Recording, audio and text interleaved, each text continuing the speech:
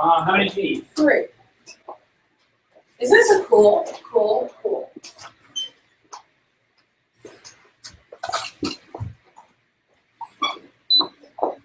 Hello. Hi. Good to see you, Debbie. Yes. Hi.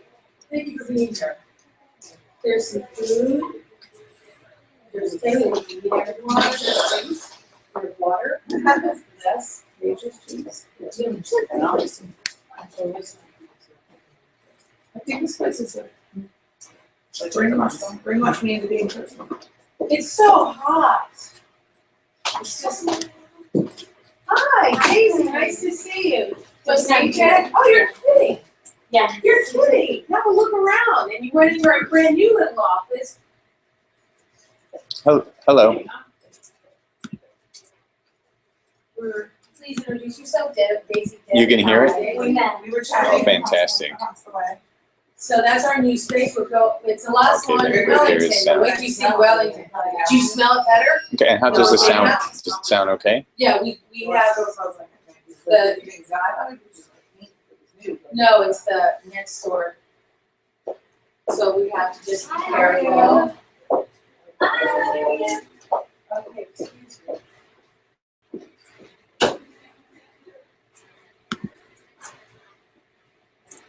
Yeah, hi. Sorry.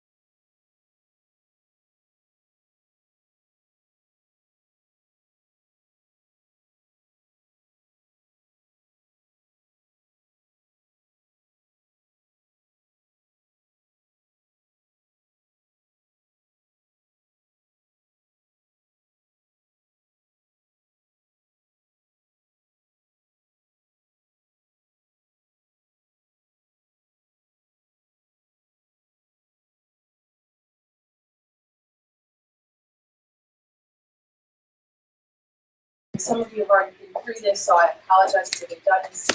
We started doing a video for training of new tutors, so we wanted all of you as our old tutors and our seasoned tutors and educators to see what we're presenting now. There are a few changes that you'll see, not anything major.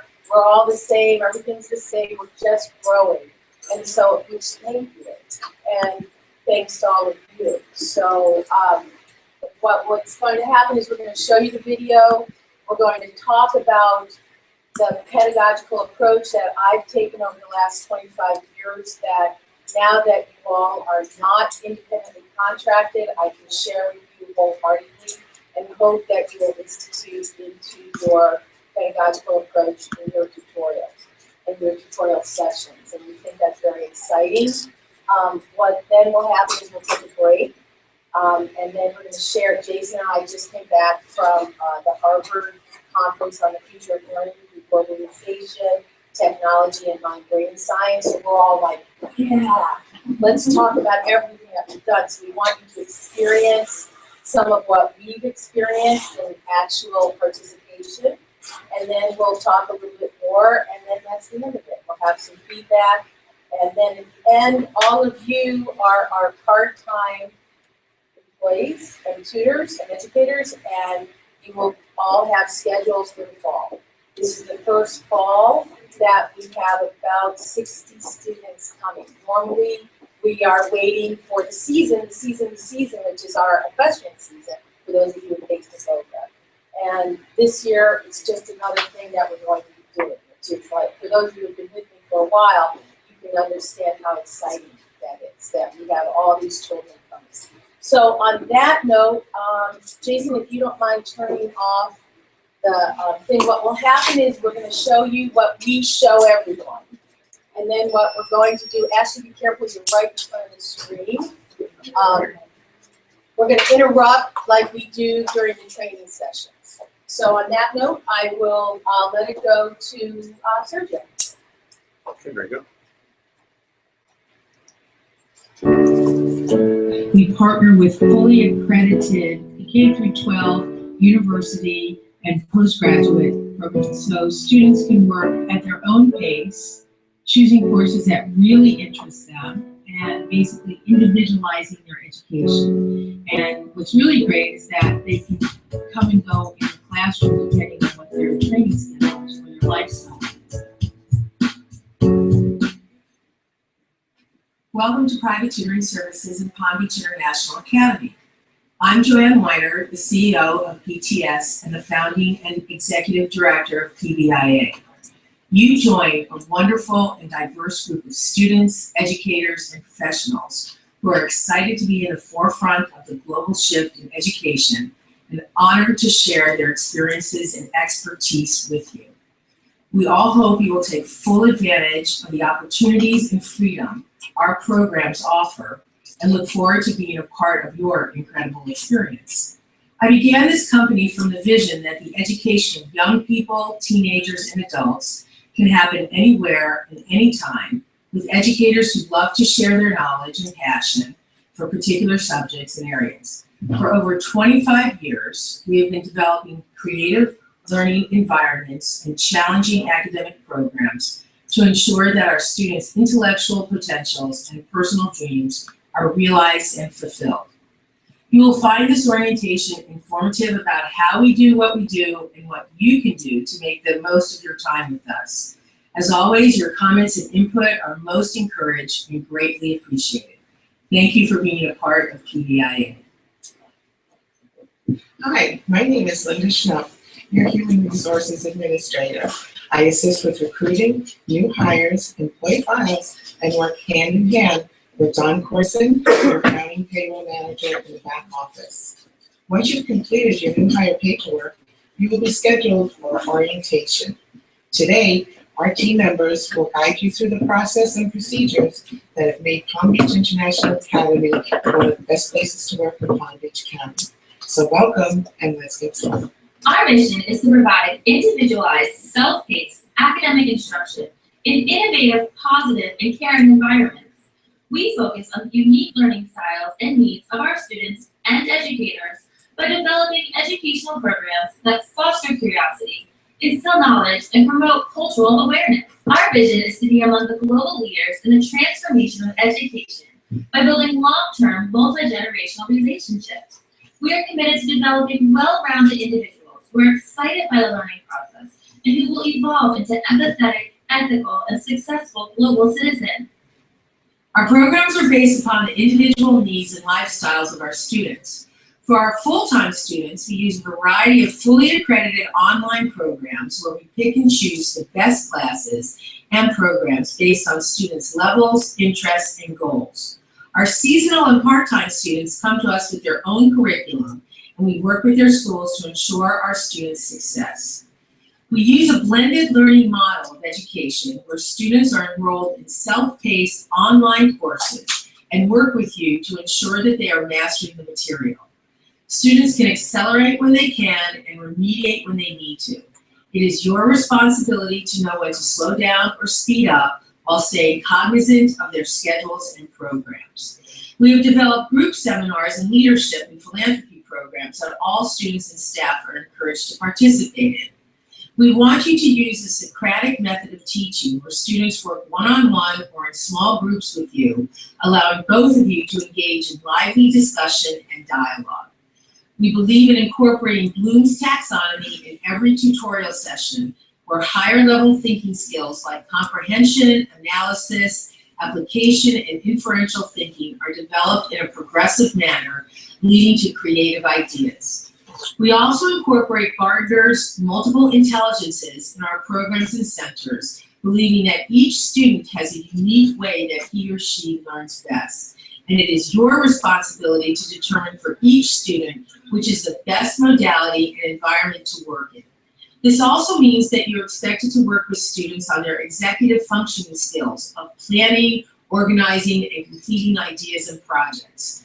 We are all here to support you in any way you may need, and especially look forward to hearing about your successful experiences and endeavors with our students. Okay, so we're gonna stop right there because here's going to come a little bit of a training right now.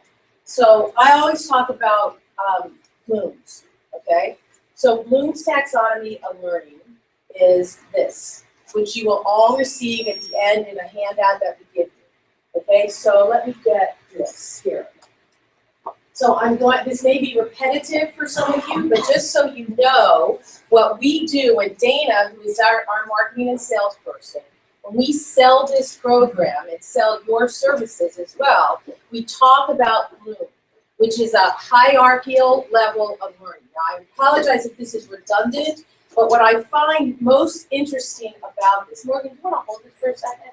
Thanks. What I find most interesting about this is that at any time during the tutorial, you can figure out where this student is, and you can go up and down on this pyramid or cape or walkway or whatever. Our goal is always to get these kids to be creative thinkers. That's what we're trying to do in the world. Some of them may not ever make it to creative thinking, and we're going to have to understand that they may stop here. Most education in the United States of America and around the world, from what we have seen, stops here, the bottom grade. They just have to repeat, repeat, repeat. Hopefully they also understand. Maybe they can do some application with the information that they have. But at any time, if you're when you're one-on-one with someone, you're able to see, wait, this kid's not getting it. Wait, they understand it, but let me go then to application. They're not really getting it because they don't understand it yet. So you can go up and down. Analyzing is breaking down the information into its parts and truly incorporating it. Evaluation is also synthesizing, where they take the information and they are able to synthesize it into their own experience and process it. From there, we go into creative thought. So this is the idea of just breaking open. Now, I'm sure all of you who have been with us know that there are how this applies. Everybody see how this applies? So our intention is for you to be aware when you're in the tutorial session where your student is. That's what it means to work with this taxonomy, so that at any moment you can go up and down. Any questions? You will be receiving that, thank you. You will be receiving this here in your handout.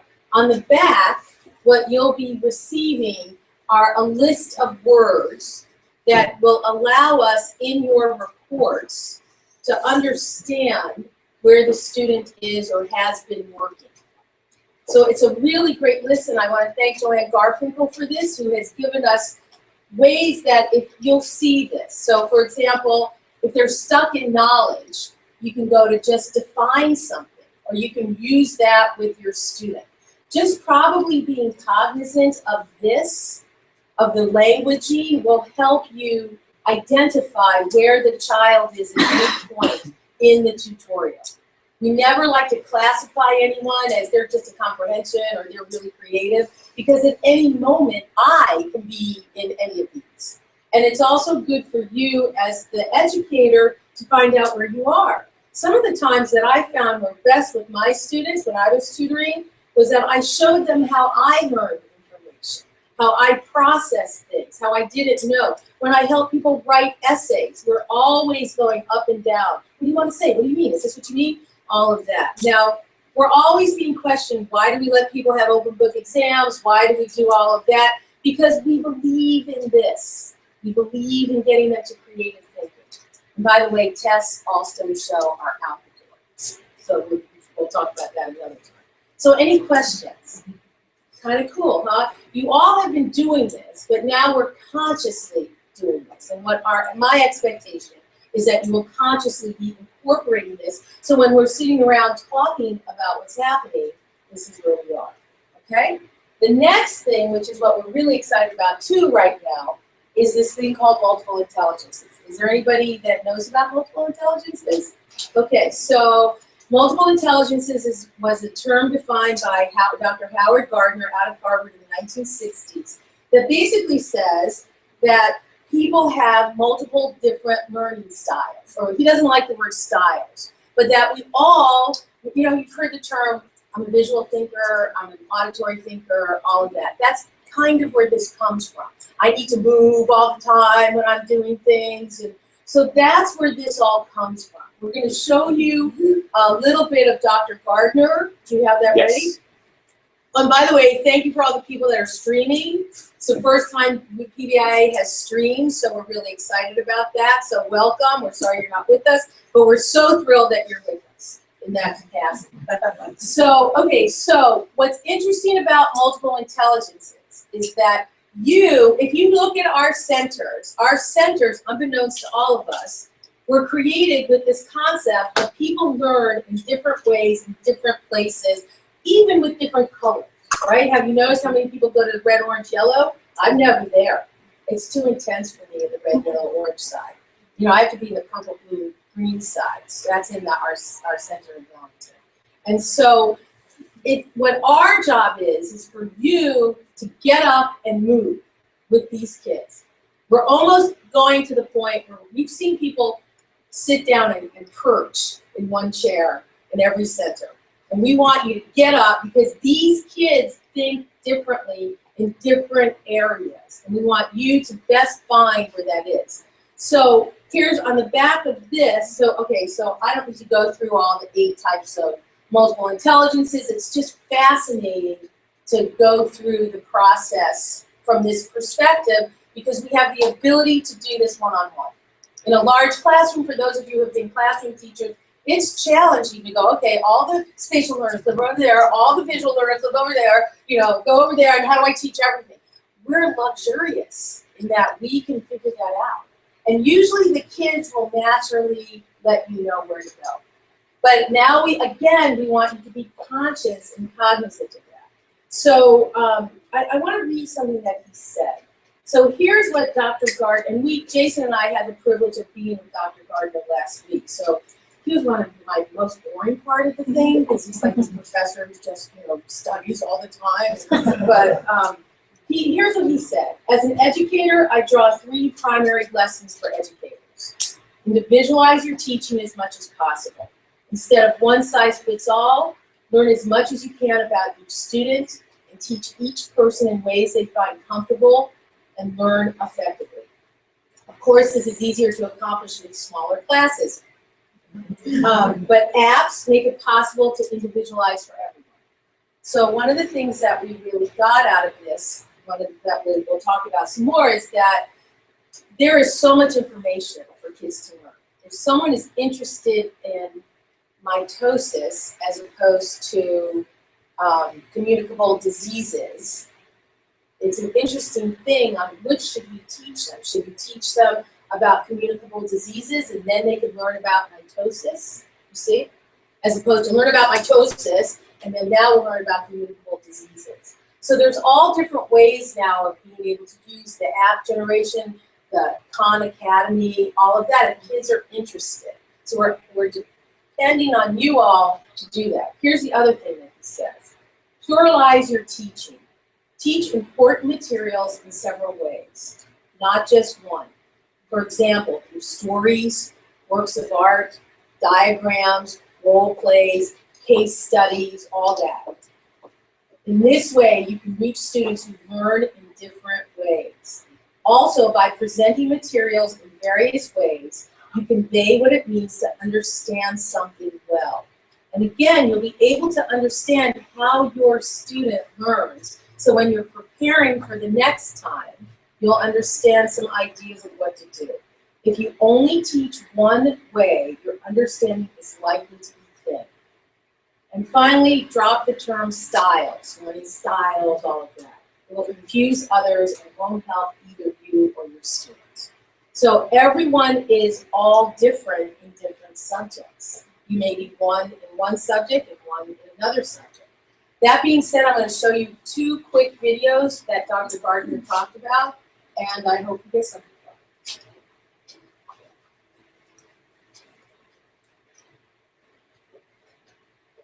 Psychology.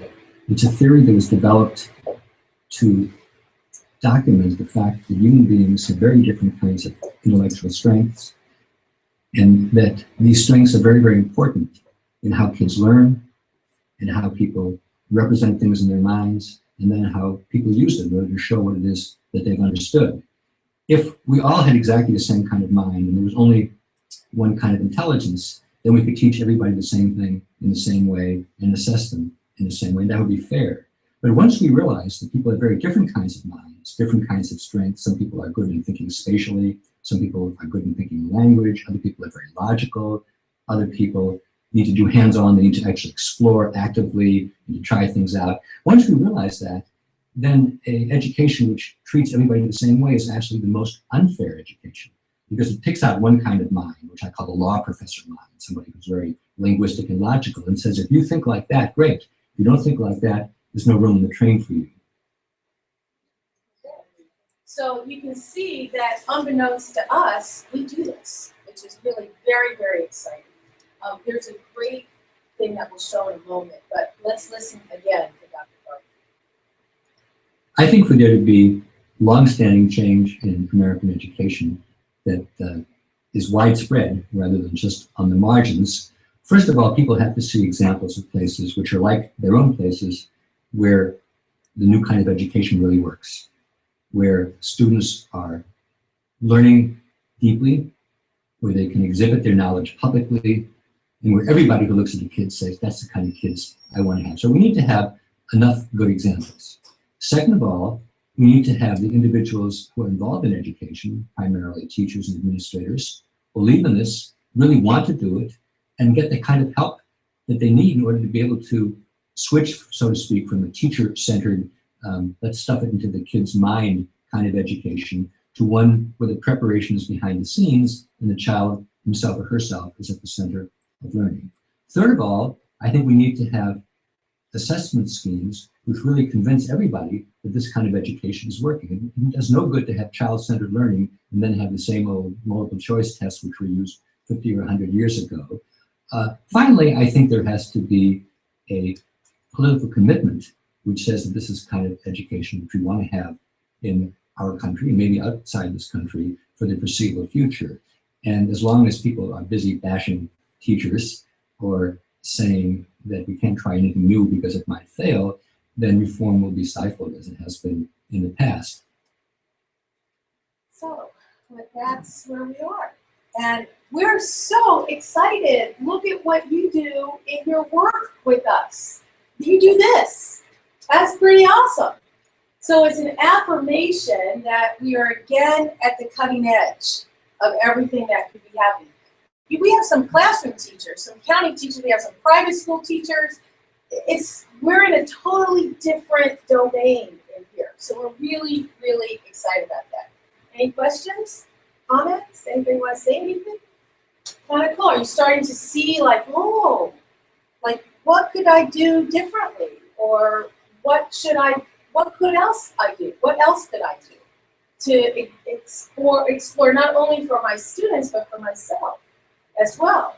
Because our commitment is to have you be stimulated all the time and to love coming to teach what you're doing. I mean, how many times can we do American history without getting bored?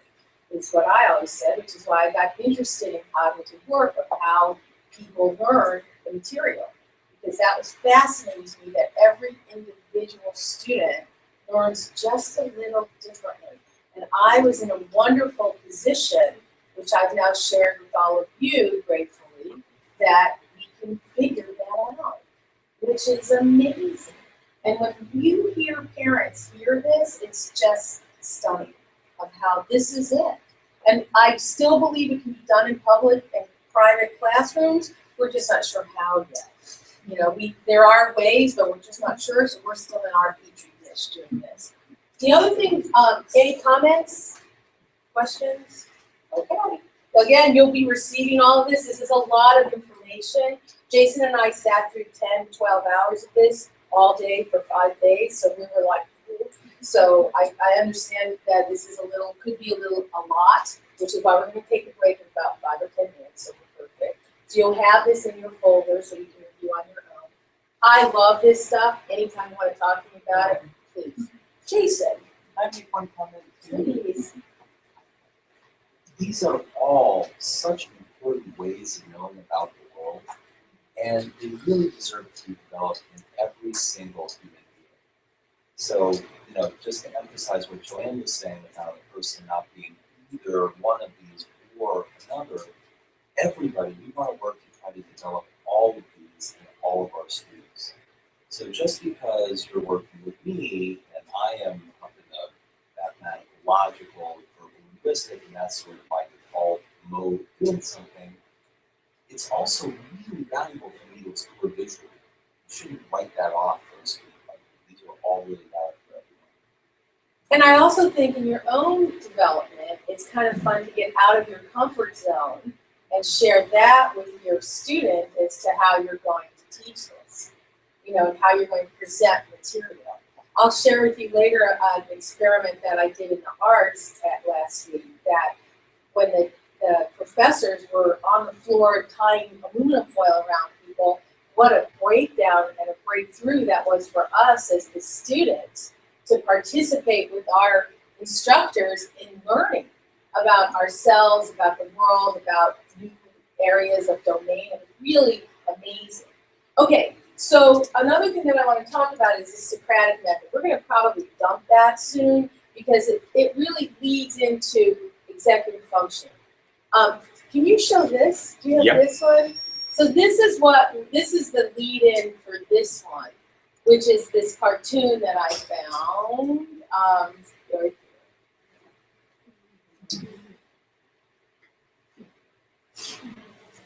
That's from the Einstein. Yeah.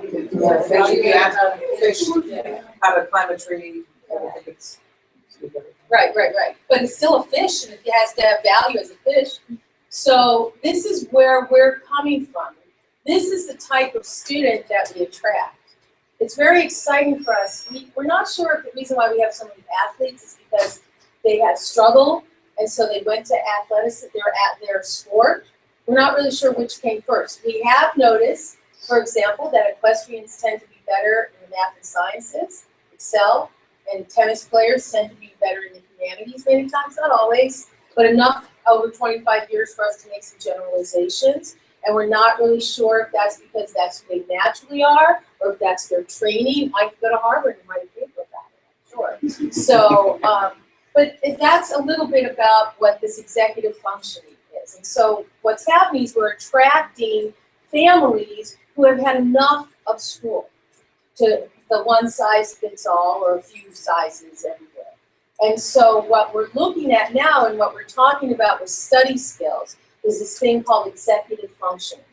So it's a new area, and basically what it is, it's from your frontal lobe is where it happens. I'm excited to see if over the next 100 years, not really, that if people's frontal lobes will expand, okay? So I don't know if you all know, but I go to brain workshops all the time, every year. I go once or twice a year, and what they're finding is that one of the reasons why there's ADD and ADHD and blah, blah, blah, blah, blahs is because our brains may not be biological or physiological ready for all this information. So there's disorganization, there's inability to complete. So executive functioning in a nutshell is basically the ability to plan, organize, execute, and complete an action. Okay, anybody have that experience with their students? Got it?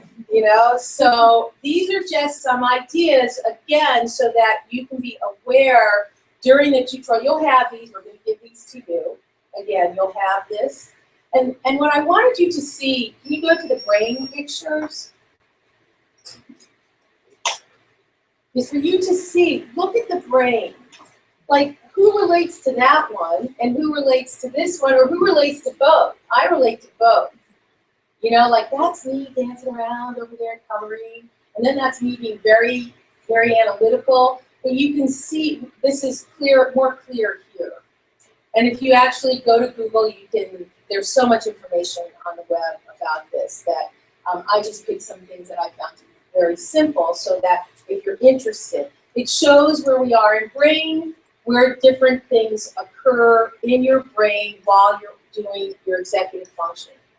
So I talk to most of your students have, not IEPs, but they have psych reports where you push people to get psychoeducational evaluation so that we can determine the kind of thinking.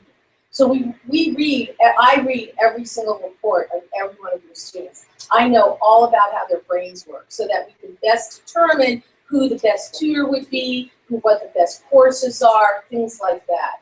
And what I find interesting here, people who have a lot of clunks in the head have different processing issues than other people. Most of our students have problems in organizing. Some of them are highly organized, but then they can't complete. And I'm sure you can all tell stories about every single one of them not being able to organize. So we want this to be a part of our general learning. As this says down here, children aren't born with these skills. They are born with the potential to develop them. So our role, again, what we sell as our role is that your child will be exposed to understanding executive function skills. I used to think it was like having a secretary. That's what you really need. But that's not what it is. The other thing that a lot of research shows is multitasking is a bunch of baloney. Multitasking is multi-doing. And studies show that when you go from one action to another, you lose this, okay?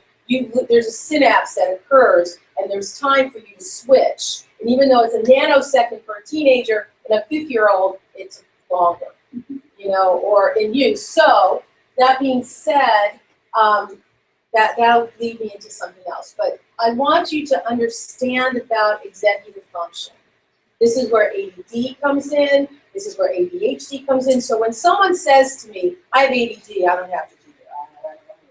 I have ADHD. I say to the parents, how does it manifest for your child? How does ADD manifest? Or ADHD? Well, they can't get their homework together. Or they do their homework, but they don't remember to put it in their bag. Or I have to fold their laundry for them. Or they don't know how to brush their teeth. That's because there's so much going on in here on how to develop that. So we're study skills experts. Got that? Any questions? Sylvia. As I hear the interesting things and the conferences you all have been to, do you think that during the year we might have specialists come in and just do like an hour afternoon all about executive functioning. Or another one Absolutely. just about gardeners and how you could put in a little more of the math list into your math lesson. Great idea. What Things we'd like like to do, to tell you the truth, is we've been talking about this for Or we years. could share. with We'd like to each other. have a blog for all of us. Okay. There's another 40 or 50 of you in the other location and other people around the country and world. And we'd like to have people sharing. Edutopia is a great place for that. Okay. We'd like to create our own blog Yeah. on that, so that if you find something that works, share it. Like that's what we could do. That's, One I'd person love would to do prepare that. a lesson. Yeah, if you find Justice. something that works for that child who can't sit still, who is the one that got him up? Somebody gets him up and just walks, you know? Who works with lupus? So that's you outside. Okay, you gotta walk with him, Yeah, I and know. he's a drummer. He's a drummer. You gotta play drums with him. He's tapping all the time. You know, so, you know, and so there's all of that. You know him. He's it's the brother, the little brother. So, okay, so great idea, Sylvia, but you can see, you all, what got you all here is your desire, unbeknownst probably to you, is your desire to be a part of this shift in education. You know, we pay fairly nicely and we want this, but now you get a part of this. And you have the ability now to be aware of that, so that you're conscious of that. And each other. That works too, 'cause we all have the skills. One person has better skill in this, another has that, so we could do an interchange if we have a format. And wait till you see our space in Wellington, that downstairs is another 3,000 square feet of space that we have a create, learn, and think area, a thinking space. We have seminars that we're gonna talk about later on, about what we've developed over the summer. We've been busy this summer trying to push us. I mean, the fact that we're even doing videos, it may not be the most precise and the words may not match, but that's pretty cool that we're even trying this. And the fact that all of you are sitting here, you know, this is a lecture part of this exercise today, and we understand that. Which, imagine being a student in this, going through it's only been a half hour and I'm itchy. Okay, I need to get up and move. So where we are with that. So again, this is just, if you're interested in this, I go to these conferences and I come home with boxes of books. I have boxes of stuff like this. Because actually, not only am I personally interested in it, it sounds really good when I talk to parents about it. You know, like I know about your kid's brain, and I can tell you how it works. And is this a pattern that happens with your child? Yes. Oh, so that's really awesome. And just, I think I told you at the beginning, we have at least 60 kids started in 2 weeks. We've never had that. We had 60 kids starting in January, 10 years ago. Like, oh my God, we have 60 students. Now we're like in February, in August, and we're like, wow. What's happened also is we've started getting into the community. Thanks to some people in Palm Beach, they're now sending their kids over. So we've gotten out of just athleticism and just into regular kids, not that those kids aren't regular, but kids who are just kids that want to learn like this and whose parents see the value in this. So there's lots going on in that domain that we'll talk about. Okay, so this is really, really good stuff. And this is really, really how we want you to do it. We want you to do it in your own way of how you do things. But we want you to be aware that this is where you should be coming from. This is your context. Your content is your own. We want you to have the freedom to interpret this. I'm here, Jason, we're all here. All of us are here to help with you. And you can help each other because you're seasoned. I listen, unbeknownst to you all, I listen to every single one of you. I have cameras, I can hear it, I can see it. You know, and I walk around pretending I'm doing nothing except eating and things like that, talking to kids. But I'm listening, and you're all doing it. Occasionally, I say to someone, "Get up, stop lecturing, get up, move." You know, and so that's what we're doing. This is where we've been coming from. For 25 years, I've been working on this. So thank you very much for this, and we'll continue on with what's happening in the orientation for people. Okay? Any questions? Any questions, comments? Cool.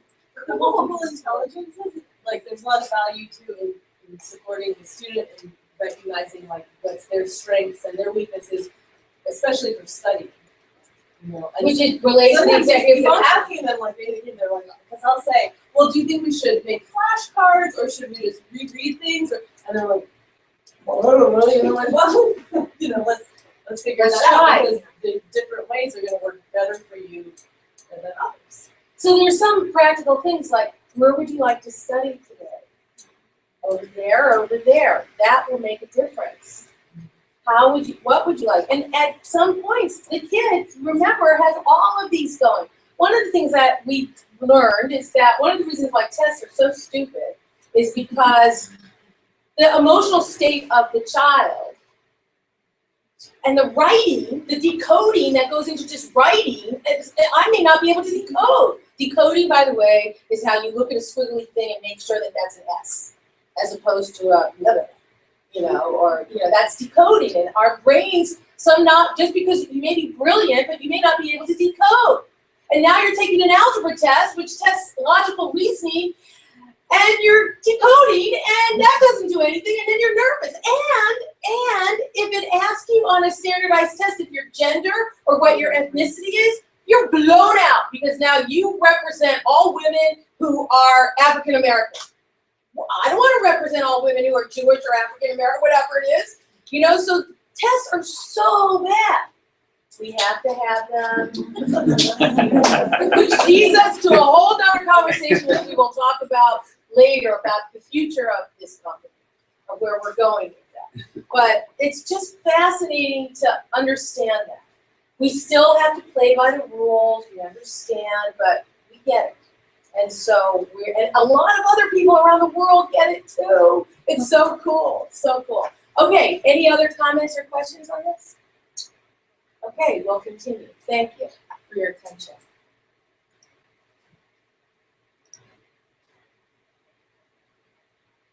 Now we're getting into logistics of how we do things.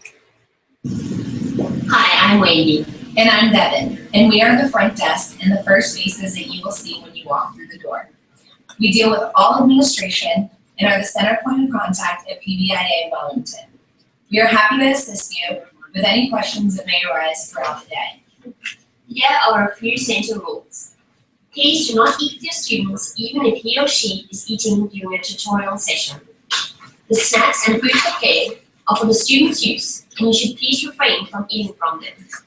Please leave your workspace in the same way as you or your student would expect to find it, and please make sure to discard any trash before leaving your area. Please refrain from using your cell phone during tutorials. You must take your breaks and lunch outside at the center in the covered areas provided. You may not wait for your students in the tutorial areas or at the front. Please wait outside unless it is raining. Lastly, you may not reserve tutorial areas, desks, couches, or desktops. Here at PBIA, our dress code is business casual. We ask that you do not wear shorts, flip-flops, sneakers, ripped garments, or revealing clothing. Please make sure that your presentation is professional, which includes your hair, makeup, and hygiene. Be mindful of your breath, and your perfume or cologne should be light. If you have any questions about dress code, please feel free to ask one of us, or you can refer to your tutor manual. We look forward to working with you and getting to know you. Hi, I am Sergio Andre, Academic Director in Wellington. The Academic Director, or AD, role in PBIA is to establish and maintain the reliability and functionality of students' programs. We work in student-centered teams. Every student will be assigned an AD. ADs manage schedules and work with tutors based on each student's individual needs. ADs develop and maintain relationships with students, families, and tutors to ensure the quality of each student's experience. Please make sure to copy your AD when you communicate with students or academic programs. ADs are also responsible for ordering and proctoring exams. Please notify the AD in advance when you're close to reaching the midterm or final point of the course. The AD will order the exam and will arrange with the student when to take the exam. Thank you. Hi, my name is Jonathan Shannon, and I'm your registrar. I'm the person that will be responsible for ordering courses, maintaining and updating transcripts, and registering students for tests. The academic directors will give your students their schedule with their login information. You will use these usernames and passwords to log into the appropriate learning management systems. Should you need any help accessing your courses or submitting any lessons, feel free to contact me. I'm Alana Grossman. And I am Morgan Pittman. We are the schedulers at PBIA. We will be your first point of contact when assigning new students. Communication is key. Please answer your phone and check your PTS email in a timely manner. You will be receiving a schedule from one of us. It is imperative that you confirm your assigned student as soon as possible. We would like to remind you that we are student-centric and changes are made often. So please keep this in mind and be flexible. It is important that you let us know if there are any changes in your availability. Our job is to ensure that all students and tutors log their schedules. Once all is confirmed, you will receive more information from the student's assigned academic director regarding their program and academic needs. You will receive a rate form for each student you are scheduled to tutor. Please make sure to sign or return your forms to Morgan or myself prior to tutoring your assigned student. Without your signed forms, we cannot ensure proper payment. Would you like to stop there? Because I have to stop. Go ahead. Continue. No, we would stop if we were in a real orientation, but all of you know this. And so we just wanted to show you again what we're presenting to everyone else so we're all on the same page. The rate form, you'll get an example of that in your folder at the end of the day, and you'll see all this information. This is just, you'll get physical information. It's in your handbook, it's in your manuals, it's in all of that. Thank you. Hi, I'm Shay Francis, an academic director and the registrar. You're required to have your students sign in for each of their completed sessions, with the exception of Skype sessions, which require a screenshot. Student sign-in sheets are used for this purpose. The tutor log is essentially your timesheet. Tutor log should include tutorials from 5 p.m. Friday to 5 p.m. Friday of the following week. Please use a single sign-in sheet for each student and submit these forms attached to your tutor log every Friday. Student sign-ins and tutor logs should be submitted in PDF form to logs@privatetutoringservices.com no later than 5 p.m. on Friday. Please be sure to include your name and all necessary information on your log each week. As with your weekly reports, your tutor logs are used for processes that affect many individuals besides yourself. Submitting your logs and/or sign-in sheets late stalls the entire billing process. Failure to provide advance notice and explanation for late submissions may result in disciplinary action up to and including termination of assignments and your employment. Samples of a completed tutor log and sign-in sheet can be found on page 18 of your tutor manual. Hi, I'm Maggie Alexander. I'm one of the academic directors at PBIA Wellington. Tutors receive an Excel template which is to be used to compile the reports. The Excel document is to be completed and sent to reports@privatetutoringservices.com by 5 p.m. on Friday. Weekend tutorials should be reported on the following week. If you cannot get your reports in on time due to an emergency, please let us know as soon as possible and we will be flexible. Reports get sent to families and schools, so please keep your audience in mind when writing them. Reports should be a concise narrative overview of your student's academic experience during tutorials, informing parents of the student's progress. Please refer to your tutor manual for an example of what a good report looks like. Please use proper grammar and spelling and be thoughtful and thorough. The Dropbox is not a physical location, file server, or website. It is an email address, dropbox@privatetutoringservices.com. Tutors are instructed to CC this email address whenever they or their students submit completed assignments to their schools. This way, we maintain a record of the work submitted and it can be accessed in our work checking process. This does not apply to any work submitted for online programs, but rather hard copies of work sent to teachers at student schools.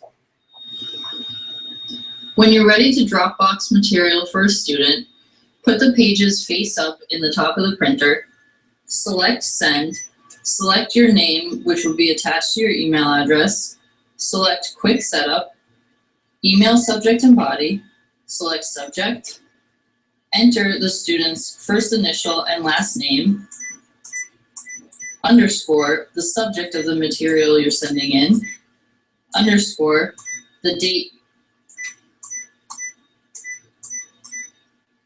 then press OK, OK again, and hit start. This will send it to your email box, and when it arrives in your email, please forward it to dropbox@privatetutoringservices.com. Please remember the copier is not for personal use. Thank you.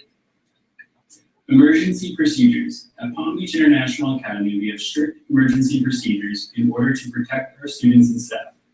As soon as an alarm has been activated, all students and staff members exit the building immediately and meet at your designated safety zone. You will be provided a safety zone map of each center during orientation.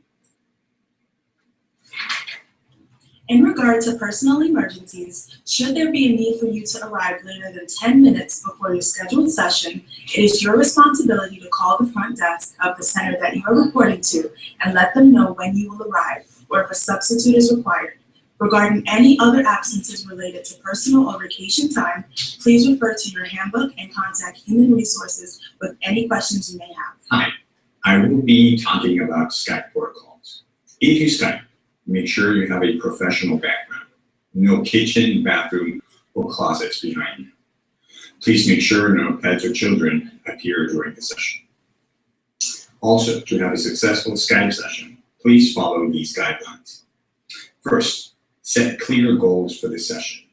Second, please make sure students share their screen with you. You need to make sure they stay on task. And finally, please take a screenshot of the Skype page to keep track of time elapsed during the session. Thank you. Congratulations on completing your orientation. Welcome to PBIA!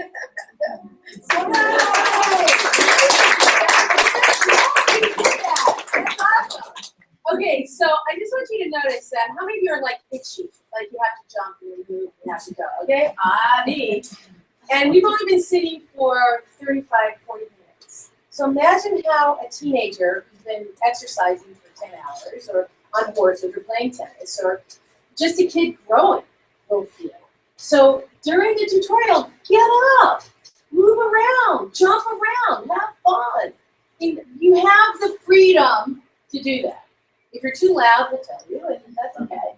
You know, there's lots of manipulatives for us to do. So anyway, so any questions?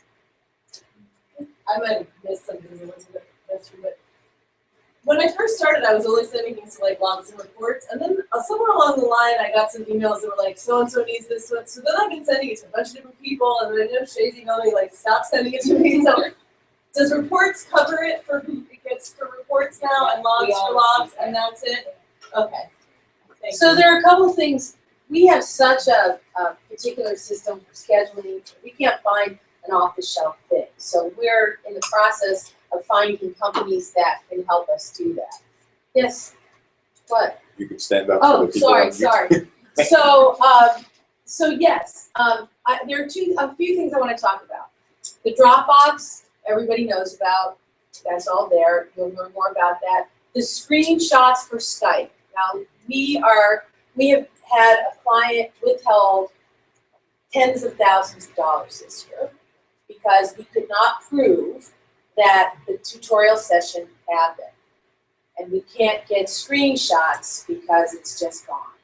So we're stumped, right? Because we will always present, you have those kids sign at the end of every session. But what are we gonna do on a Skype? So we created something that's in your folder when you leave of what a screenshot looks like, of what you can keep. So you turn that in on a Skype session. Okay? At the beginning and at the end, so you got the time. Yeah, so when you go into Skype, there's also other Skyping type of things that we're looking at.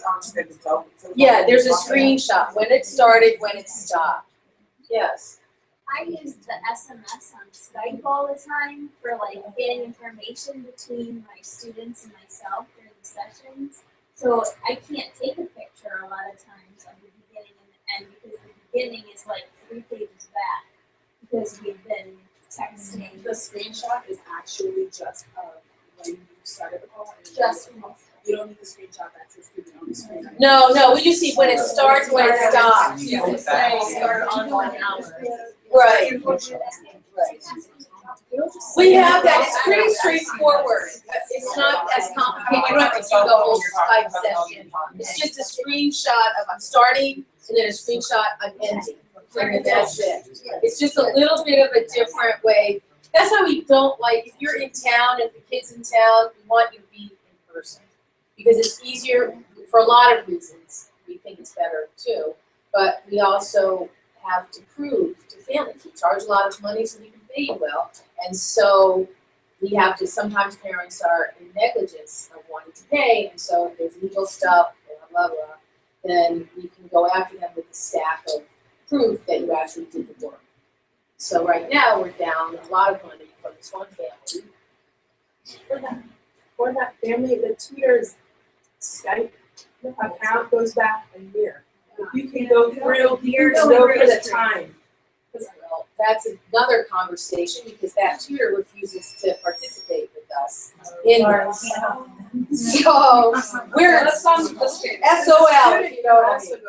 Right, but the student's saying, I didn't do that, I didn't ask you to take, you know, our book that he needed to read to help me write my paper when I was in college. Right. So we have to figure out better ways of doing all of that. But that's why we want to safeguard you, because if you can't prove it, even if you worked it, we just found out from their Fair Labor Standard, whatever, as an employee, we don't have to pay you because we can't prove that you can't prove that you worked it.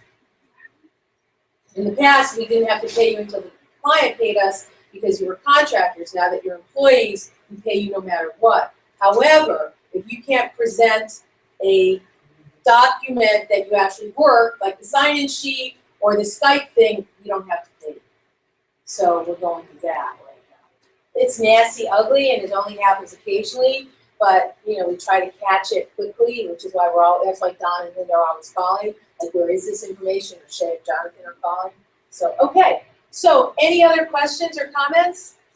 So it's now 5 o'clock on the dot. Yay!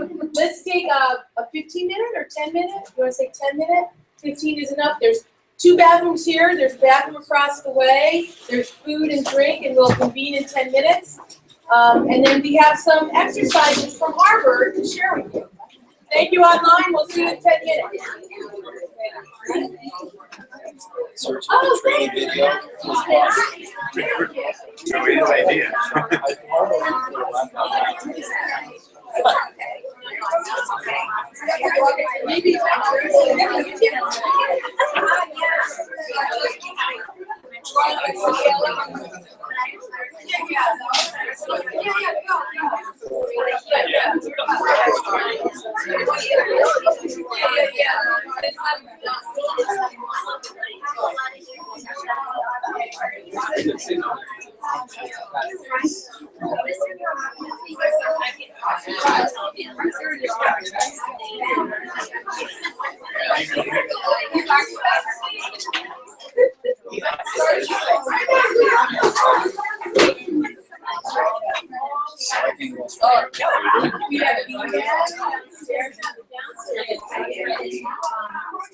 You're a little robotic on that thing.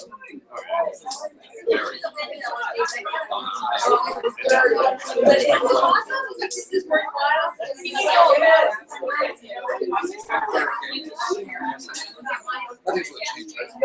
Blogs and all that. Yeah, I'd say it's on Fridays. I didn't change that. The extended package is before. Yes, I mean, there should be, yes. Because I remember last time, just like, I know it's like Friday to 5, but I tutor after Friday on 5. So I was turning it in that night after 5. That's still for that week, right? Do.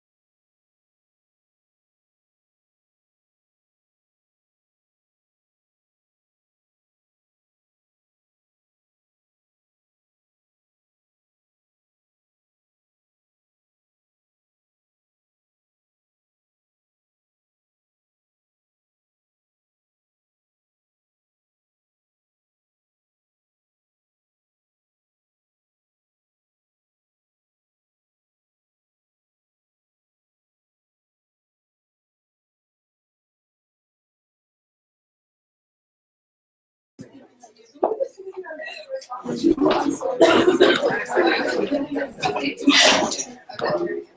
can everyone please have a seat and welcome back for those of you who are streaming. We have 5 or 6 people streaming, so you guys are gonna just have to be able to watch this exercise somehow.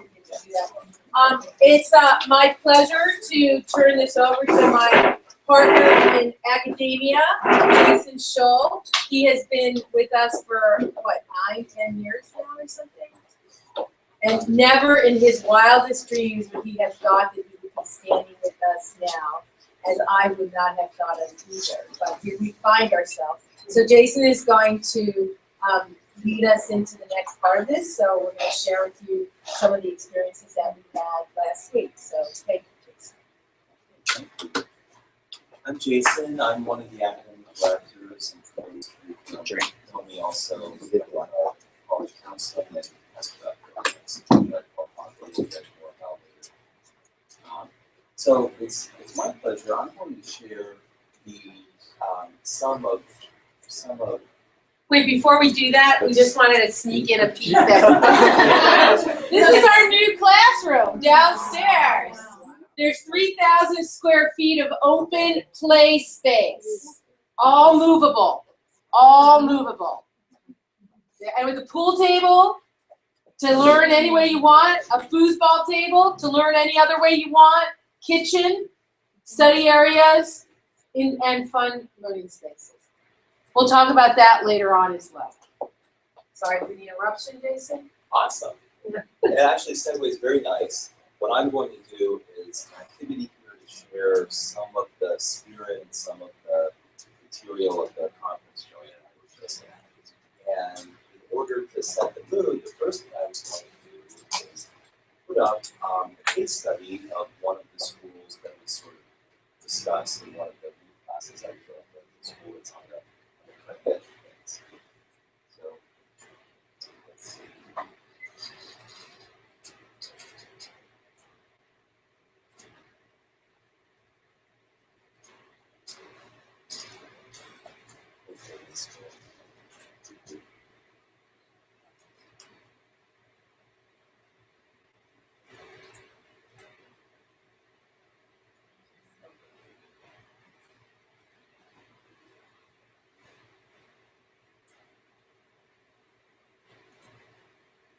So this is technology being used as a tool as opposed to everything from technology, just as a tool.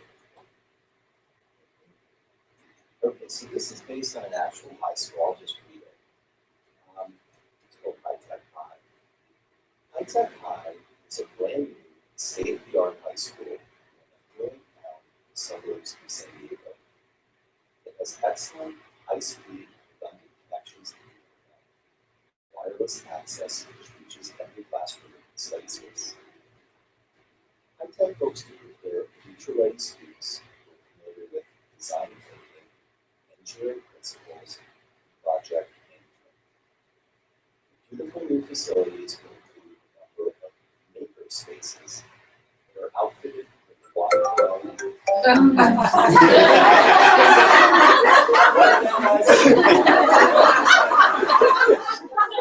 The worst thing is on YouTube. You declined her. Oh God, there's a record. Not good.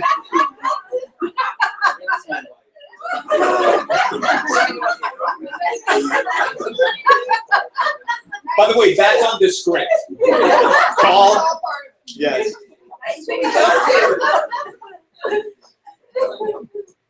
So, number of maker spaces that are outfitted with a wide variety of hand tools, building materials, electronics components, small computers like Arduinos, and larger tools such as 3D printers and laser cutters.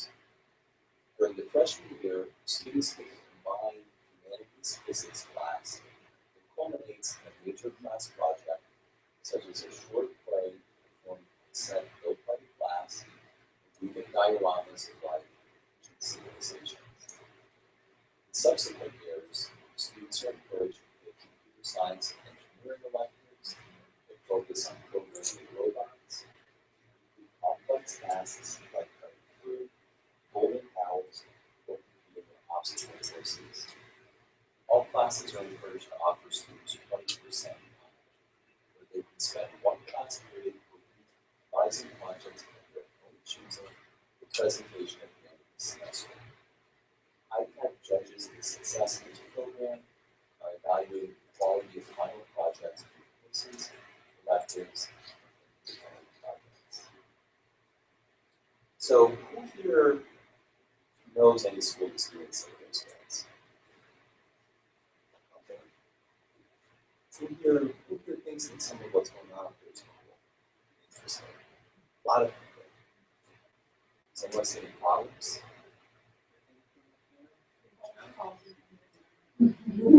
Yeah, with the redundant high tech, and lots of distractions. Yeah, sure. Okay, so just to use that to get people thinking about what some other schools are doing out there, keeping in mind that we're a one-on-one model, that's basically our model. I want to provide you into groups and have you reflect the background of some of the things we've talked about, the multiple intelligences, mind brain, technology, organization. Reflect on one of two things. Reflect on either some of your favorite pedagogical approaches that you guys are currently using in your careers, or suggestions or improvements that you could implement for students. So I'm going to have you count off, starting with Deborah here. So let's count up through 6. Okay, so let's count up by 6. So yours goes from 1 through 6, then back to 1. 1, 2, 6. 1, 2, 3, 4, 5, 6. 1, 2, 3, 4. Let's go. Yeah, this. Do you guys want to do this? Yeah. Yeah. So you're 5, more than 6, 1, 2, 3, 4, 5, 6. Okay, perfect. So let's see, we've got a couple of stations here. We'll say, is this one, Jonathan? Is this first one? Just these here?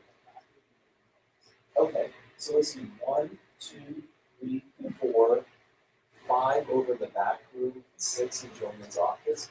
But before you go, hold on, I need to put up instructions here.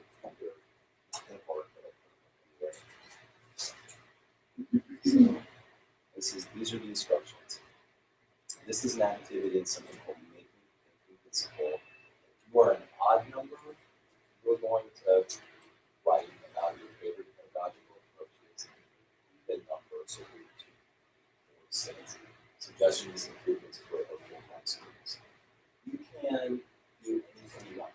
Big sheet of paper, there are markers, you can sort of talk amongst yourselves and try to come up with some synthesized type of thing, that have about 2 or 3 minutes.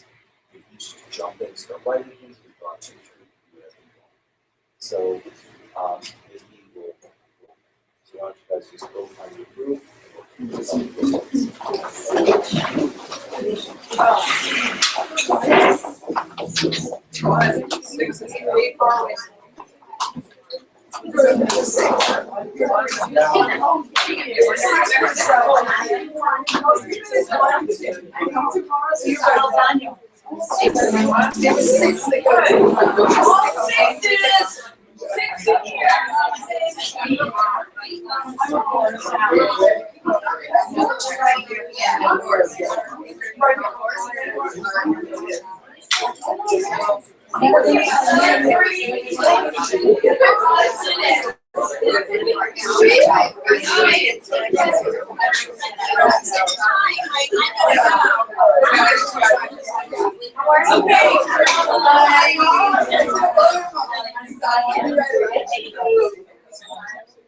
Okay, just get it down. Keep putting it down on paper.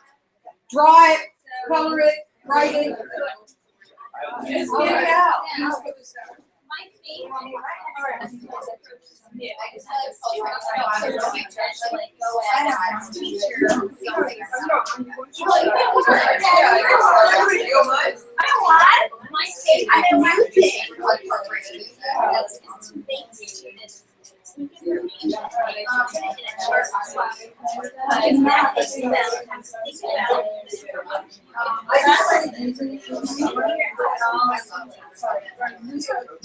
It really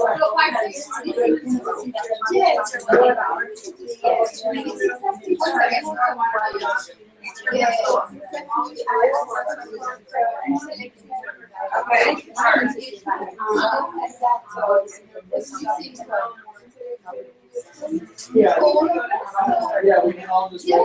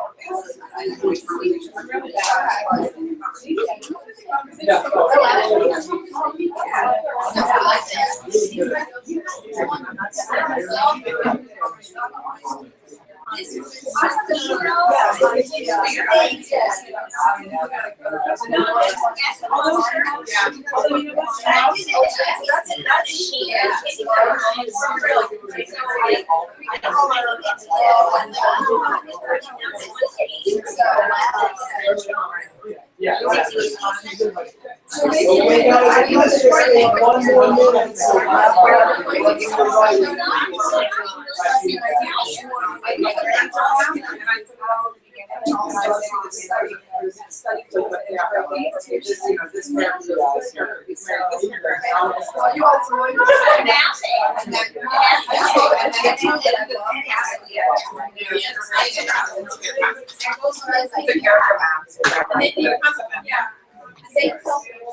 It's so fantastic.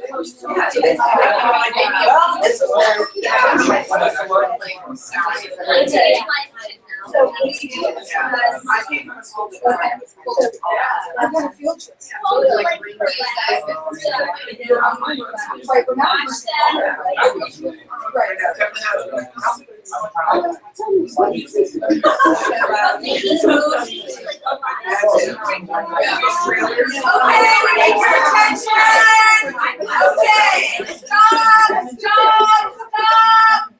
Okay, thank you, stop. Stop. Test is over. So what we're going to do now is We're going to rotate somebody else's poster. That is everybody move over one. two, move over two. Yes, if you were odd, go to an even. No, no, no, if you're odd, go to another odd. Oh, okay, if you're odd, go to not, sorry. Even go to another odd. Everybody move on your group and comment on what those people are saying. Is that two? Or Yeah, better say one.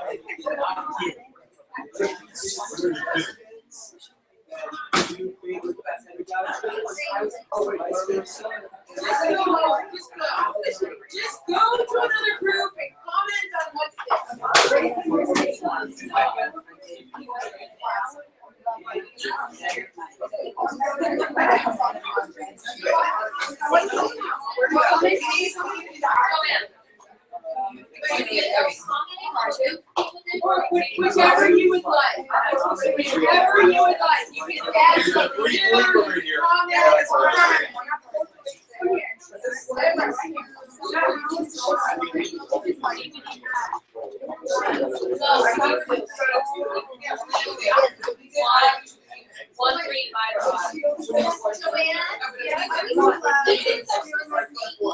That's what, yeah, we're kind of making this up, kind of like what we learned how to make kids comments, or say yes, if you're not a different group, comment, you have something to say.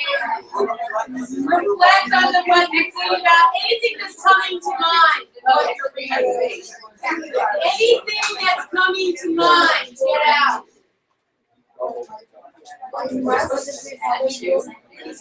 Build off of your comments.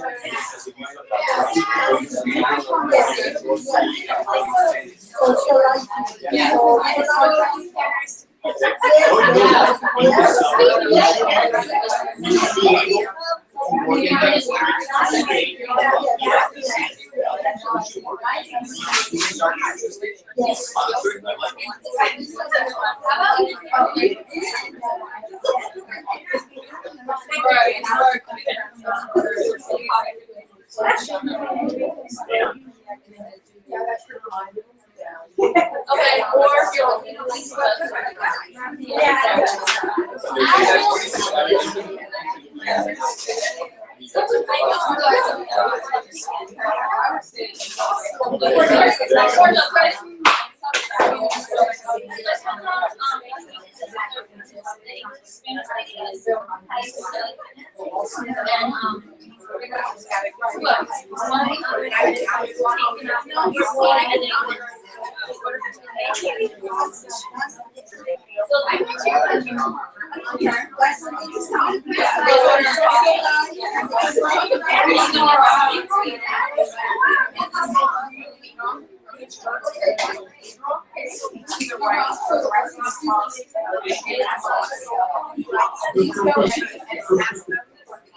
I wanted to share what what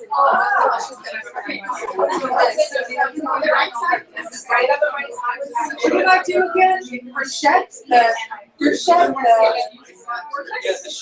Charette. I should have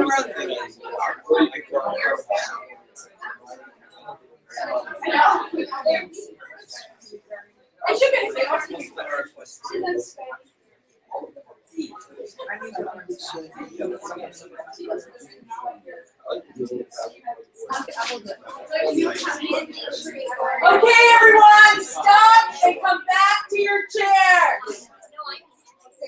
Stop and come back to your chairs.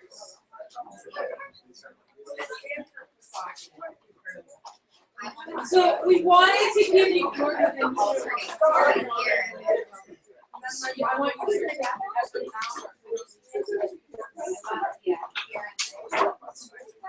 So, okay, so we did this in 10 minutes, right? Last week at the conference, we had 2 hours and things like that. I was put in a different kind of a group. Okay. I was put in a different group in this. I was put in something called a charrette think, which is where you get, they basically took 30 of us, broke us into groups of 5, and we looked at the Portland school system. We'll do that in a moment. We don't want that up there now? That's Jason. Do we want that up there now? I'm just. Oh, we're just talking about how we did, what we did.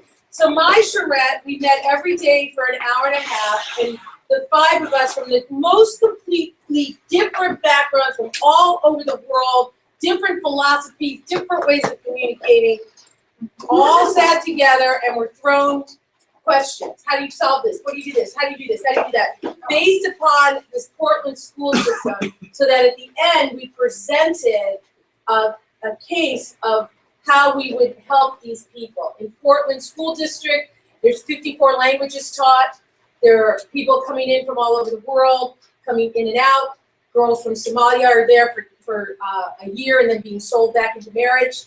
In Somalia, in Sudan, people from all, 54 languages in one school district, 3 types of financials. How do you teach a kid science? So here I was with a guy from New Zealand, a woman, an administrator from New Zealand, a librarian from Canada, a trainer from Canada, a librarian from Georgia, and a school therapist from Columbia and Boston, and me. And we ended up with something so radically different than the group next to us. And we had 45 minutes to come up with an entire, we had no idea what we were doing. They had no idea what we were doing. This was an experiment for them to see how people work together in all different ways. And I was asked to reflect every day, surprise. So I was asked to reflect every day on what was happening. Reflection is incredibly important. Taking the time is incredibly important to think about what you're doing. What I got out of that, and I'm sorry for interrupting you, I got out of that, can you imagine being a kid from Somalia, from a family from somewhere else? How do you get families to integrate? How do you get people engaged? How do you do all of it? We were so uncomfortable with each other, it was unbelievable. We couldn't even talk to each other. I mean, we were, because we were like, oh my God. But imagine being those people. So we look at that and how are we going to pull that into us? Imagine a new kid coming into our space. What is that like? You don't know what it looks like. You're used to regular school. Then you come into us. Imagine a new tutor coming into us and go do your lesson here. Self-paced, individualized, asynchronous application of app learning. How are we going to help people feel comfortable, get assimilated, prosper from all of that? So that was one of the things that came out of that. My group had classroom, school, and community, how to combine that. One group said, here's how you do a math project. We were like, what? We could have done one project? We took on the entire system. They took on, how to write a book, how to write a report. I'm like, okay, but that's what's really fascinating is to be able to work with everyone. So one of the things that we wanted you to get was to see what's going on with you when you're thrown into this chaos mess of we don't know what we're doing. How many times does my staff here, I have no idea what we're doing. We don't know what we're doing. We're creating it as we go along. And that's fun for me as a creative person. I took a class just on the other side. I took a class with an artist. And the idea was, what do artists do in a studio? They create, they're free. Art is not sculpture, painting, drawing, photography. That certainly is. But what you do, you're free to express and get together. And we took 2 hours and we wrapped people in aluminum foil and threw things and talked and played music and jumped around. And that was one of the coolest things I've ever done as an educator. We're going to do that. We'll share with that in a bit. But Jason, please keep going. Okay. So I wanted to start by just making sort of the pulse of the room. Who has a comment on how they felt doing that little exercise? What did you like about it? Well, I just love how when you get a couple of minds together, everything just explodes. There's so many ideas, and we could have talked like everybody felt like we were just getting started, obviously, in the group, so we could have done another 40 minutes to keep expanding ideas. It's very creative. So, anyone else? I think there's more urgency to stand up, to ask ourselves to share points in here, and probably doing it. But I know it's good in the school I used to teach, got away from traditional classrooms, and it was amazing to see what kids did when we didn't require them to sit in a desk. They would sit on a desk, or they would page, or they would walk around and do all of these things. And I felt like it was easy to do that because we were up, and it just shows you somebody in group 3 said move around or something, then it just makes it a big difference. Just the physical change of not sitting. In the very beginning, we need to speak about interesting ideas and creativity was coming out. It was really interesting to be gathered. So what I heard is basically you got to collaborate, you experience working with each other, you moved around, there was something from different styles of person to contribute, if you wanted to do different things. And all of that is exactly what that activity is designed to model as something that you could in some way think about doing something similar with your own students. It's called visible thinking. And in the packet that you're going to get when you leave, there's a list of resources. I put as many as I could from the conference that I remembered I was doing this morning on there. It includes the R21 project that Joanne briefly mentioned.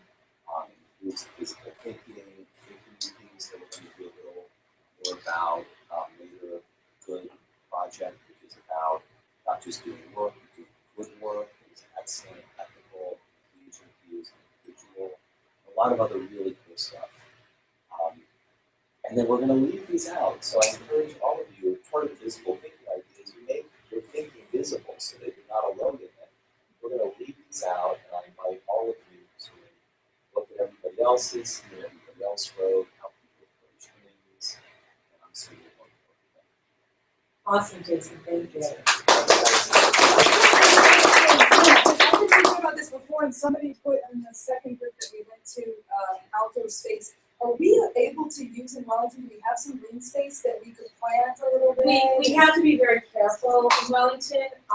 We certainly have pots that you could do. I think we could kind of do it clandestinely in the back. I'd love to see a garden where our door downstairs goes in. We could take some of that space back there. The city hates our landlord, and so they're going to do whatever they can to disrupt us. But we just have to be aware. But we usually get along. You know, we usually get along with them. So yes, It's a possibility. yes, yes. Here, you know, do it until we get in trouble for it. All right. And then we'll do it. So where is my, okay. So you can see, this is just one little bit. We're happy, sorry, I'm gonna go here so I can see it. We're happy to share with you the schedule of what we went to. And if any of you are ever interested in going to some of these, let me know. We will talk about that. You know, there's ways that we can work it out. We found this to be the best. I go to a lot of these around the course of the year. We go to a NACL, which is the International North American Coalition for Online Learning. We go to the BRAIN conferences. This is our first time at this. We both felt that this was the most interactive to put this into practice while you're learning it is brilliant. And so it was really very, very exciting to be with other people from around the world, even though we're very different, who really are engaged in looking at this. Many, many schools are there, like, how are we going to do all this stuff? But we understand, Jason and I have talked a lot about incremental change. We talked a lot about leapfrog change. There was a woman from India, I just loved her. She talked about, in India, you can't do anything with numbers. If you're going to say, well, 10,000 children, in the United States, 100 children took this test and it worked. In India, it's going to be 10,000.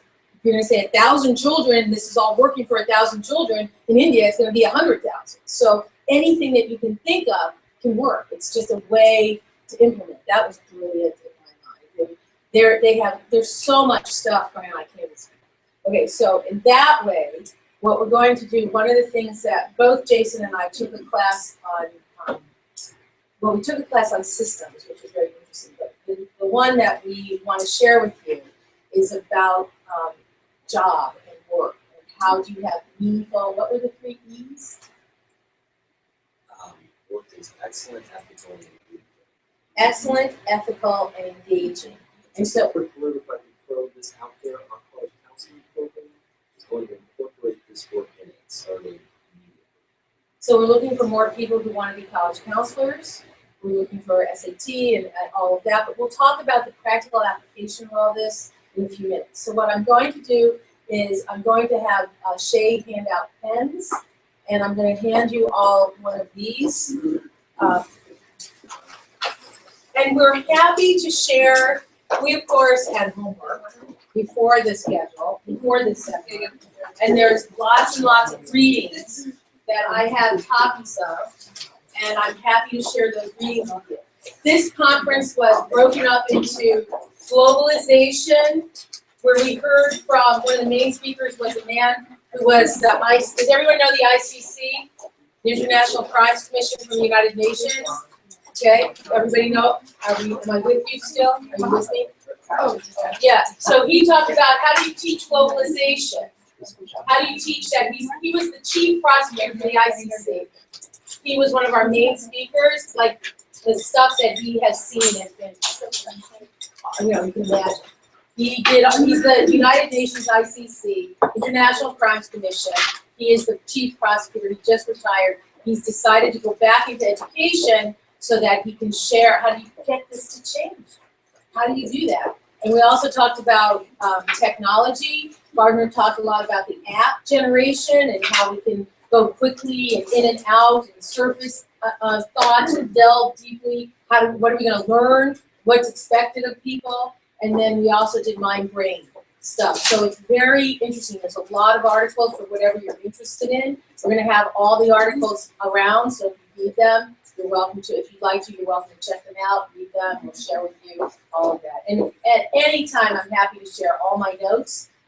Jason's not a note taker, but I'm a visual kind of guy. So I took lots and lots of notes, and so I'll be happy to share that too.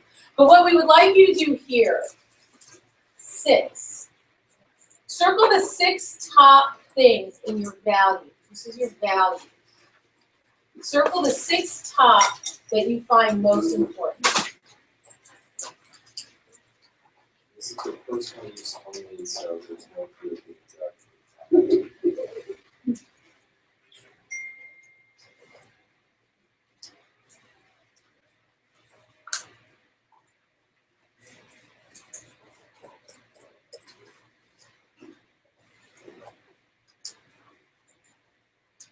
It's hard to pick just 6, isn't it? But has everyone chosen 6?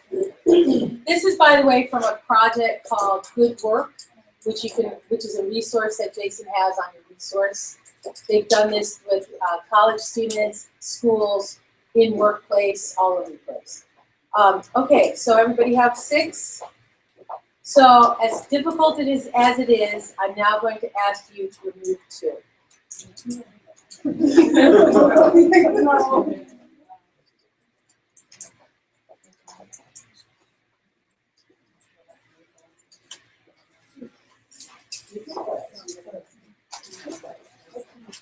You have to. You gotta play. Play. It's just a game. It's not really remove it from your life. right. You're not really. It's just a game. It's just a game because Lisa, this is really about something else. Okay, it's really about something else. Okay, now as difficult as that was, we want you to take out 2 more. So you end up with 2. We're not going to ask what yours are. We don't, this is for your personal reflection. So now that you've looked at this, what the question is think about how you spend your time every day. Okay? And then think about your value and how much of your time do you spend pursuing your value. Okay? So what they had us do is they had us draw a pie chart. Again, we had 2 hours. So they had us draw a pie chart and say, how do you spend your time? How do you spend your time? Well, and then when you really get to see, I kept saying, okay, here's 50% work, personal. Work is coming over with my personal. My health is number 1. Oh God, where's my exercise? 10%. Where's my family? I haven't talked to my mother in 10 days, or I haven't seen people, stuff like that. So the idea here is for you to really start looking at what you value in your life. Jason, do you have anything you want to add to that? No, that was nice. So the segue for this is, how do you spend your time, and is this part of it? We saw a great little cartoon that said, here lies Tom Jones. Verbal SAT 680, math SAT 800. So, the bottom line is that to look at to be reflective. Most of us are like this: 3 o'clock, 4 o'clock, 5 o'clock, 6 o'clock, 7 o'clock, 11 o'clock, 12 o'clock, 1 o'clock. So one of the things that we have been talking about for the last 2 years in this organization is giving people breaks between your classes. And I know some of the kids won't do it, and some of you don't want it, but we're instituting so that there's a little bit of reflection time, 15 minutes in between classes now, so that you can have a little bit of time for you to redo, for the kids to redo, especially because we're going to have downstairs. Can you throw that up again? We're going to have downstairs and upstairs with no connecting space except for the stick. And here we have across the way and here, and we want you to take the time. Some of the kids, as the schedulers were saying, the ADs are going, the parents are going to say, no, Baby Davis is never going to, Tuamatute, they will never take a break. We're forcing them to take a break. They need self-reflection time. They need you to give them that time to do, you need a break.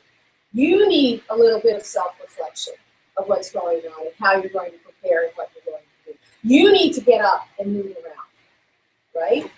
There are many of you, I won't name anybody, you perch all day. You do, you perch. And we're always trying to get you to move. So now we want you to move. You can see the difference of standing up as opposed to sitting down. You can see the difference of interacting with materials. Anything you need, you ask. Nobody is very rarely that you know. So that leads us to another segue, which is something that we've been working on for 2 years, which is what we found when we did, we're always self-evaluating here. We actually do a good job of that. And we noticed that we're really good from an adult to a child in intellectual and social experiences. And we're really great for especially our students to have students be connected to other children socially. Maybe these kids who never have friends, they love coming to school, they love all this stuff. What we noticed is because we're a one-on-one model, you don't have a lot of student-to-student intellectual engagement. You want that. You want them to be prepared to engage. You want them to learn from each other. You want them to be prepared for college, right? Also, when we're out in the world of intellectual engagement. Well, how are we going to do this with these schedules, with your schedule, with what's going to cost, blah, blah, blah, blah. So we decided that starting in September, we're going to do a Monday in Wellington for now. We're not doing it in Boca because you guys we looked at Boca and we saw that there is intellectual engagement because you're in a close environment. You are interacting with the students intellectually. Tennis is going to be a little different because we're happy that they're just showing up. Okay? And so we're talking about going to the tennis academy, not this one. So what we've designed is a 36-week program of every Monday from 12 until 1, we're going to have a seminar series. Now what we're going to do, that means all classes will be ending at 11:45 and all classes will start at 12:15. Because we get it that, 1:15, sorry. We get it that, I have a class at 12 o'clock, I'm leaving at 1:45, stop at 1 o'clock. So what we've done is we've broken it up into 3 types of programs. Because how are we going to come up with 36 weeks? What are we going to do? Blah, blah, blah. We're not charging the families. The families are thrilled when we started talking about it. This is going to be organized by interest, not by grade, because we want multi-grades to join us. It's going to be organized. If you want to join us, you're welcome to come if you're in the space, but we really want the kids to be generating themselves. So we broke it up into 12 areas of discussion, 12 weeks to get 32. So one of the weeks is going to be, we're going to show TED Talks, we're going to have people come and engage in them.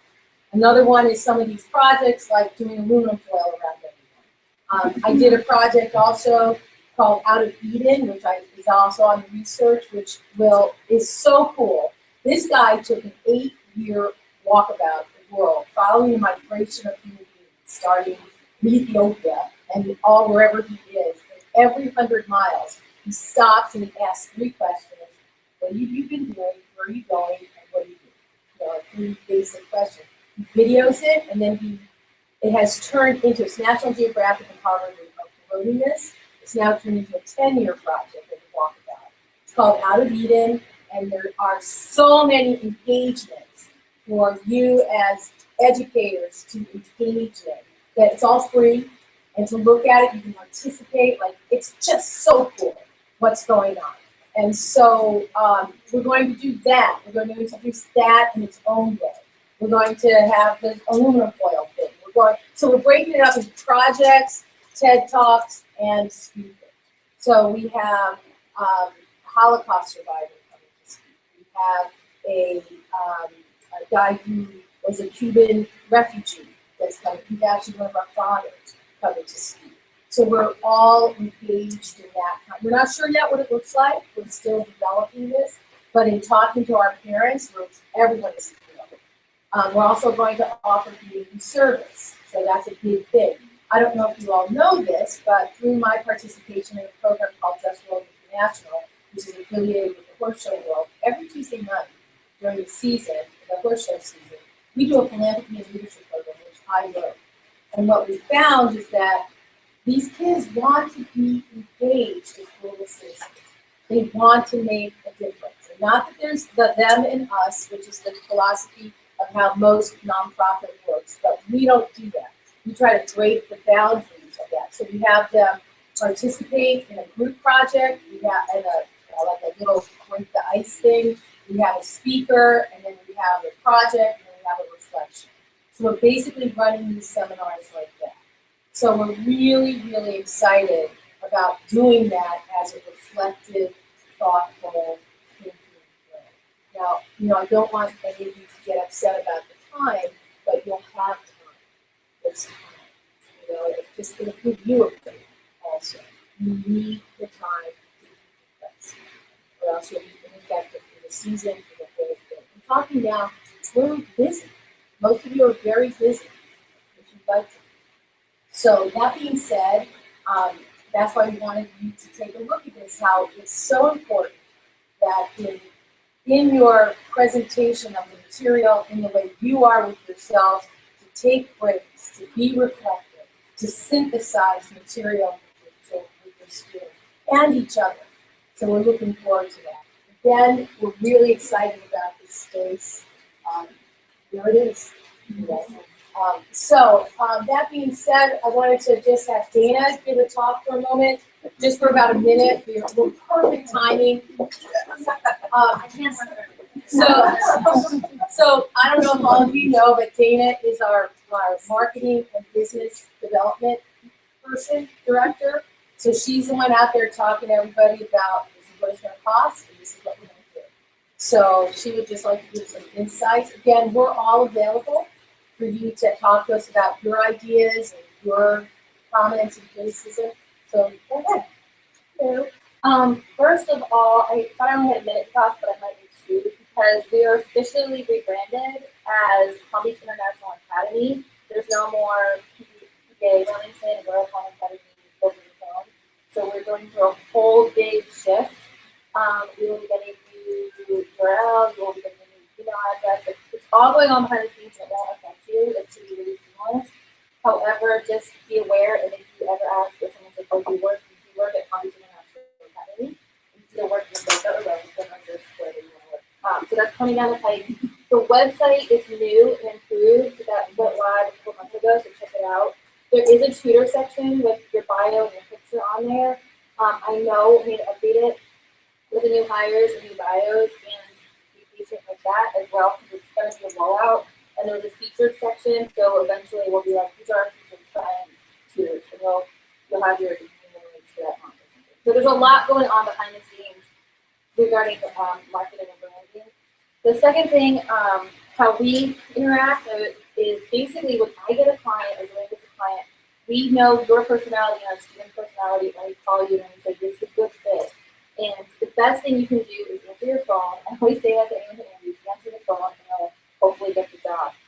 The other thing that you need to do is kind of be patient with us, because like Todd one time we got a call at like 5, and then we had Boca at 5:30 and teach chemistry, and then I was like, wait, you have to go to Uncle's house now, and it's at 5:45, and it all worked out, and he was super patient and awesome, and now that's a client we're going to have for like 10 years, like really big client. So the more patience you have, I think it's really But anyway, that you all are amazing in your own way is helping us facilitate that. So just be patient when Joanne and I call you freaking out, like we need a tutor the next half hour. It's usually a new client that we want to impress and be like, we're on it. So when you help us out, that helps us. And then the last thing I need to talk about is upselling.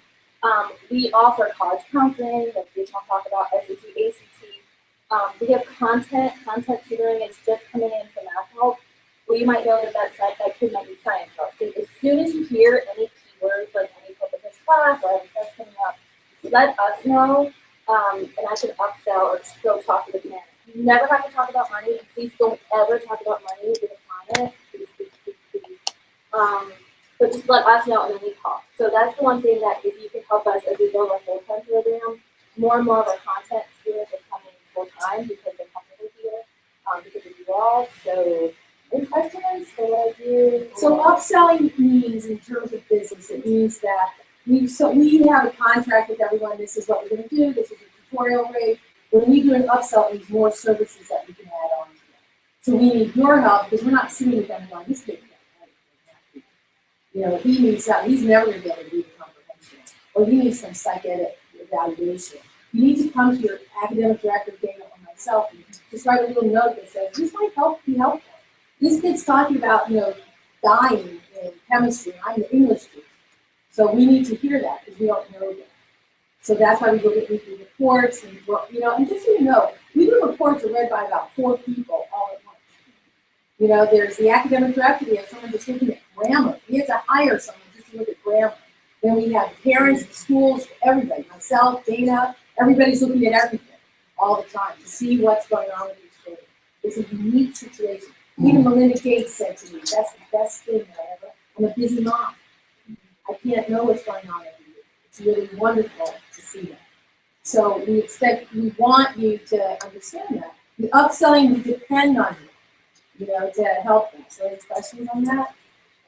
Okay. And the last thing is if a kid is in a class that is too hard or too easy, you also have to let us know because we can shift that out right away. And if you are not clicking with your student for any reason, let us know right away. Because we'll switch it and it makes the world a much better experience. Can you get another student? Yeah, we'll make it up. Thank you. Okay, so Jason, you have any last words? Very quickly, I just want to talk about college counseling. We are looking, I think that we are already involved in one of those programs. We're looking for more people to get involved in both of them. And especially in college counseling, it's really hard to attract people, and I understand some of that reluctance because there's a student component and there's a lot of pressure. We don't want to be the one responsible. Somebody would go to college or something. Totally understand that. There's a whole support team to help you, and I would encourage you to really take another look at that. It is a really new way of working with these students and looking at the sense that they're understanding the sense of meaning in their lives, the sense of values, how they're going to go out and make what they're going to do, build, how they're going to college, they're going to do really cool opportunity. We're also looking for people to do that. I've been writing this summer our own proprietary rigorous test prep. So please, if you're interested, talk to me. You don't have to be a test prep expert. There is a curriculum you can follow. So if you're interested in learning more about it, the SAT is changing, and although it's going to turn out like the bachelor test, there are reality for most people. And the important thing that people will be so grateful for if you can help them is to see that that's probably the last.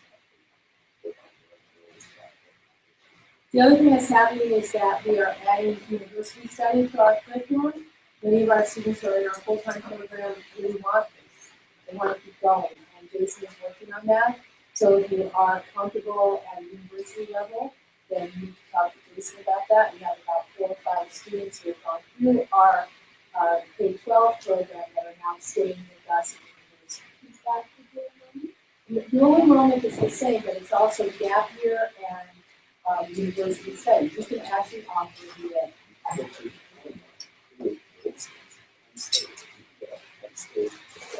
online. So we are, as I said before, just a quick, we'll keep you just about 2 or 3 minutes more, probably more like 8 minutes. But We are excited at the prospect of getting our accreditation. We're excited about becoming an independent school in the state of Florida. We're looking at opening up a center in Miami. Obviously, we have the money for it. The bank gave us the money. And so the bank's like, yeah, you want money? Here you go. I'm like, I'll take it. I'll take it. And so we're going to Miami, hopefully within the next year. We should be opening up. We could go other places, but Miami's been in the talk for a long time. We are so excited about what is just with us. We're in it, and you're a part of it. So I want to thank you all for your participation on behalf of our students, our families, the world. We're doing it. So what we're going to do now for our very last exercise, we're going to all stand up, we're going to get in a little circle, and we're going to create an oval problem. This is an exercise we did in Harvard, so it's valid.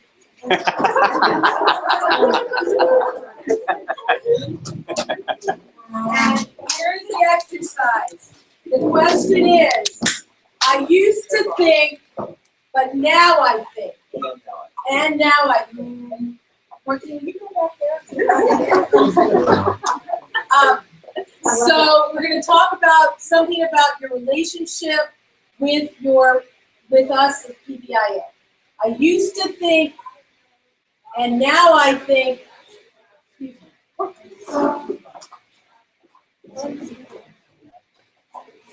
Got it. Okay. No, I got it. We told everyone they'd be done at 6. Thank you. We'll see you again. You can send us your remarks somewhere else. So I used to think, and now I think. Okay, Todd, you're in my lucky left, so you get to go. Or Jason, do you want to do this? I'll start. So we'll take it. You look a little dumbfounded. I used to think that we pretty much had it down. What we were doing was pretty much tried and tested model, and that was all there was to do. And now I think there is so much cool stuff out there that we can actually put it out to you guys, that you are just doing right now, and then hopefully all the students. So you can make it a little less verbose, and you can get whatever you like, but again, you just want to get out of freedom. I used to think that learning required a formal, traditional school classroom, and now I think that there are lots of ways that I didn't even consider. Yeah. There's no good or wrong, bad or good. I used to think that there was only one way to teach students. Now I realize that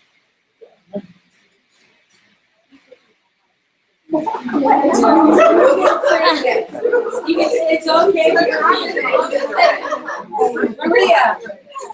I used to think that I would like to do more in this school, that I enjoyed working too much, and now I'm free. Awesome. Great. I used to think that I was just fanned there was a learning environment like this even out there, and now I know that it exists and that it's growing and it's a vital part of who I want to be part of. That comes from a conference teacher. A retired.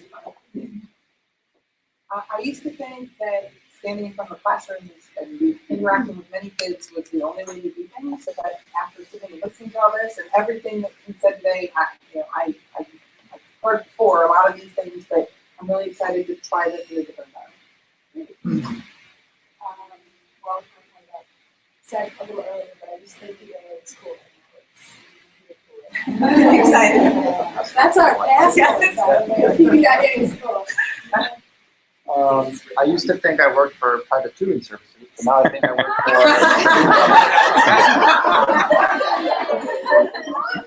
That's awesome. I used to think that tutoring was more of a standard, everyone individually tutors a certain way, but now I see that there are many different ways that we can all engage and learn about everyone's different learning. Okay, online. No, but they cannot speak. We cannot hear them. We'll get that next time. Yes. Sergio. I'm going to piggyback on you. I used to think we were cool. We're way cool now. It's like yes, and yes. I used to think that I had explored everything, but now I know that there's still a lot to be explored, and I want to do it. At 2, I used to think that you couldn't combine theory and practice, but now I see that you can, and it can take between levels. And I used to think PTS was small, and now it's grown bigger than I imagined.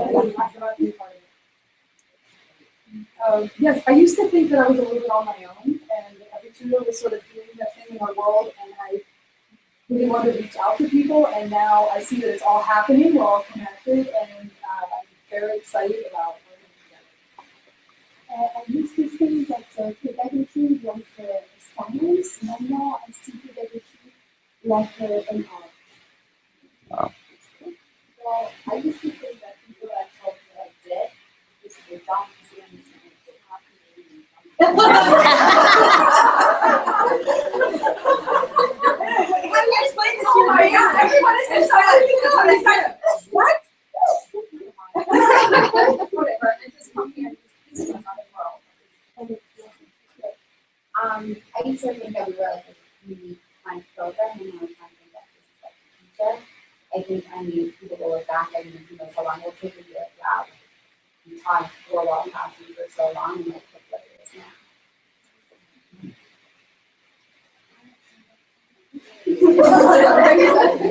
Actually, after today, I used to think that I needed to go to address media lesson, but now I realize that I need to do that. I used to think that a teacher, and this last year has really been. Yay! Wow, that's so great.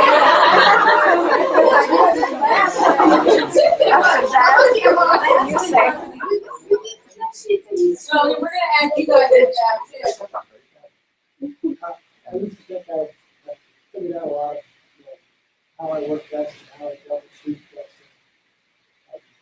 And, then you just realize you need to do these things to figure out how you're comfortable. Regular. And understand that this needs to be And then with a thunder, I call it